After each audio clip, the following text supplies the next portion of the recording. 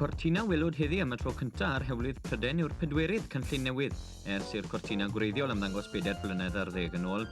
Ac mae'n gar trawiadol, yn gar cadarn a chrif, ond eto'n ddeniadol iawn i linellau.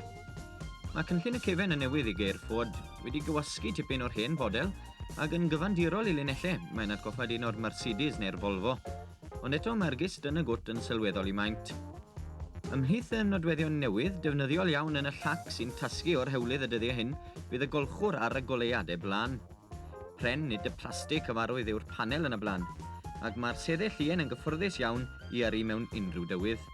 Ac am y tro cyntaf eriod, fe geir Cortina ar to yn agor, nodwedd sy'n sicr o ddeni'r cwsmeriaid os peri'r hafau crasboeth gawson ni'n ddiweddar. Mae'r model 2000cc Sport yma yn un o 15 fersiwn wahanol o'r car newydd, sy'n amrywio o'r 310cc cyffredin ar gost o ychydig dan 2000 o bunne, hyd at y 2000 gia, drita o'r cwbl yn agos at 2400 o bunne. Roedd e'n gar dymunol i fod wrth y lliw ynddo, digon o bwer yn sbardino mlaen ym mhob ger, a'r gers hynny newid yn llyfn iawn. Am gar mawr mae'n hawdd iawn i drafod, yn dal yr hewl yn dda, yn troi'n hwylus ac yn ddigon hawdd i barco.